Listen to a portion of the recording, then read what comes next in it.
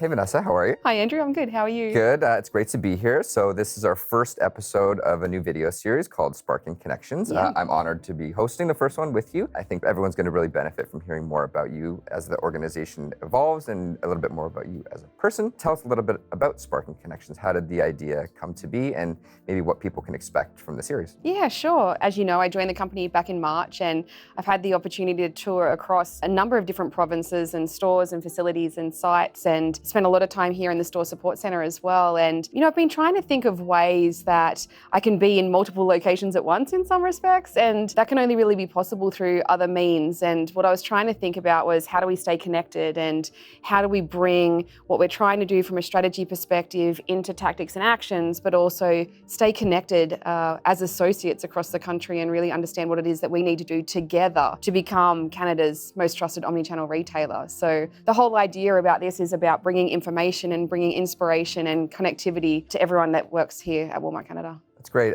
I'm really excited about it as someone who's new to the organization. I think everyone who's watching is going to benefit tremendously from the series too. So that's where the magic happens, is through the connections. So the more we can do this, the better. And I think everyone will love the series, hopefully. I hope so. Why don't we get to know you a little bit better? How does that sound? Yep, okay, I'm going to start good. firing off with some rapid fire questions. First job ever.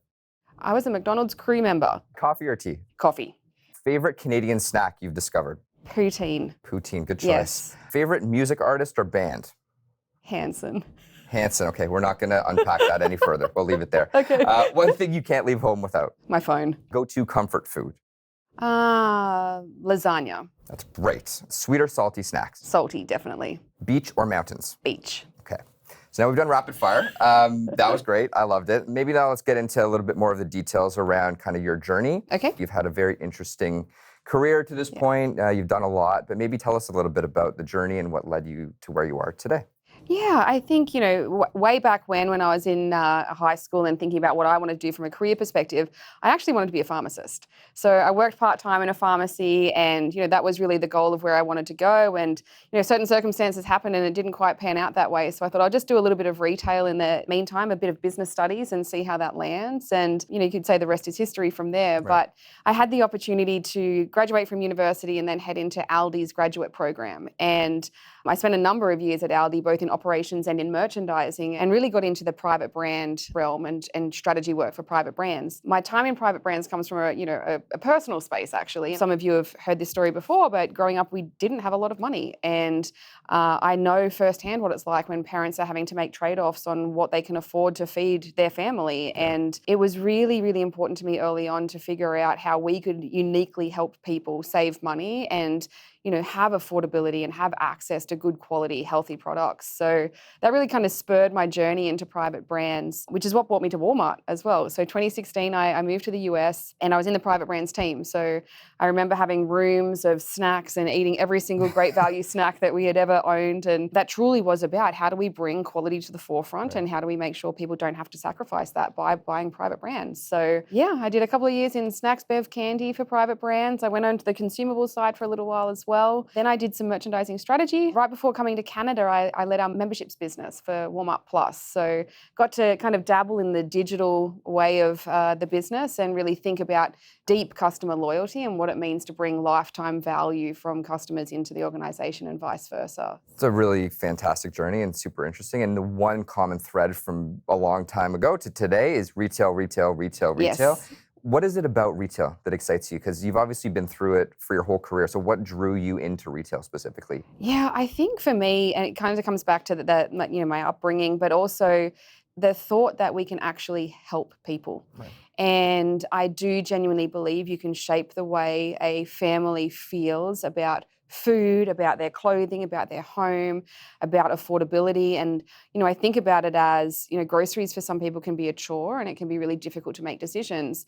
We should be able to make all of those decisions easy for our customers so they can spend money on the things that they want to spend money on. They can spend their time with their family and on the things they want to spend their time on. So I just feel like we have this unique opportunity to help customers live the life that they want to live. So it's a bit of a passion project for me. And there's a certain energy. I don't know, you feel it. I feel it as having been in retail a little bit myself too. Here and everywhere where, you have a huge frontline team who's so passionate, spending so much time with customers every day. There's a certain energy in retail that you don't get, I would argue, anywhere else in any other sector. I agree. And, we have 100,000 associates here in Canada, and that means 100,000 people every day are speaking to millions of Canadians about what they're passionate about. And one, that's a really unique business proposition in terms of, connectivity and customer feedback all the time. But that's a relationship that we're building with many, many customers. And, you go into stores and store associates and their store managers recognize customers and they know them by name. And, they really are a partner of the community. And that's pretty special. Absolutely. No, completely agree. Maybe let's switch gears a little bit and get more into the personal side of Venessa again. Something people might be surprised to learn about you.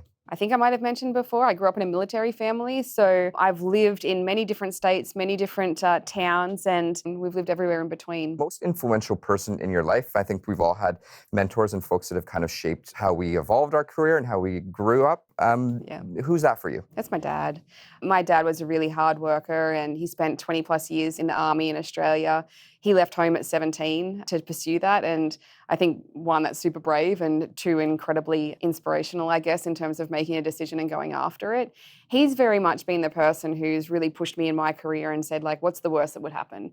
And, when I was thinking about coming to the US, honestly, I was a bit nervous about it. Right. I hadn't thought of the US as a career destination. And he said, Venessa, the worst thing that could happen is you don't enjoy it and you get back on a plane and come back to paradise, which is Australia. Yeah. And so he's like, if you don't go, though, you will forever wonder whether it was worth your time or not. He's been very much behind me and making sure that I'm making good decisions, but also, it comes from him and his career as well. I love that. And so kind of in the same vein, you talked about your dad a little bit in terms of someone who kind of shaped your life and a mentor to you. Leadership. Maybe talk to us a little bit about your leadership style and maybe a piece of advice that you gathered in your career from a leader or mentor that you keep with you today. Yeah, I think for me, in terms of my leadership style, I'm very much people first, which I love then because our mission is, we are people-led, tech-powered. So at the end of the day, we can't do what we do without people. And, I have to trust that 100,000 associates across the company can bring our mission to life every single day. And I think it's really important that we're really listening to our associates and really hearing what's on their mind, but also helping figure out how we can improve things, how we can change things, how we can do things differently so that we can grow together. So very much a people-first mindset. So I'm very much of the can-do. So how can we do this? How might we do this? And I start from a position there first. I think if you truly believe you can do something, then that will happen. But if you doubt that or you don't quite believe, then the opposite is also true. Right, so I'd much rather be on the position of we can be Canada's most trusted omni-channel retailer. Let's go ahead and figure out how. Yeah. And piece of advice maybe that you gathered in your career that stuck with you? Yeah, piece of advice, keep it simple.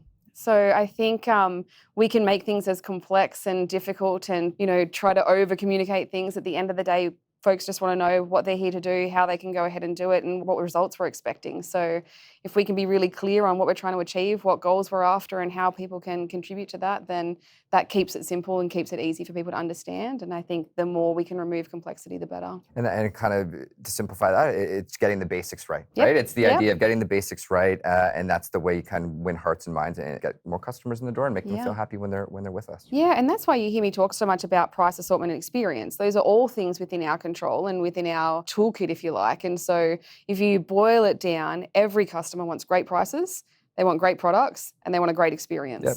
So if we can bring that better than anyone else, then, we should be unstoppable, Absolutely. right? I agree. And that's a great way to get to our last question, excited. Okay. You talked about being excited about that, but I think there's a lot of excitement around Walmart Canada now and a lot to be excited about. What are some of the things that, as you look ahead, you're most excited about for the company? Yeah, growth. I'm so excited about growth. And I think about when we came into the market in 1994, we really came with a splash and we had this kind of swagger about us. And it was like, hey, the new kids are in town and, Canadians can come to us and save money and live better. And we have everyday low prices. And, I think we should be really proud of how we came into the market and really, for many customers, reset their expectations on affordability and access. Yeah. And I think, the market has become really competitive over time. I think we've kind of changed our approach a little bit over those years. I really sense we're in this inflection moment, right? And I think that what I see is this energy in the field and in the store support center of like, hey, we can do this. Yep. We have every right to play. And so I'm very excited about our growth.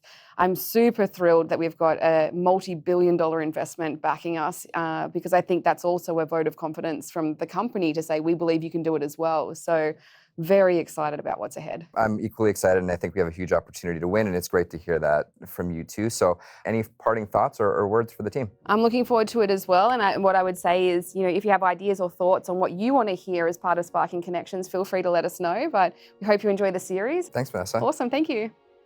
There's something I heard about you, and I want you to confirm or deny this. Were you or were you not on Australian Idol? No comment. Okay, so if the video exists somewhere, maybe it's disappeared. It doesn't exist anywhere. Okay, we're gonna move on from that one then. So for those watching, don't go Google it.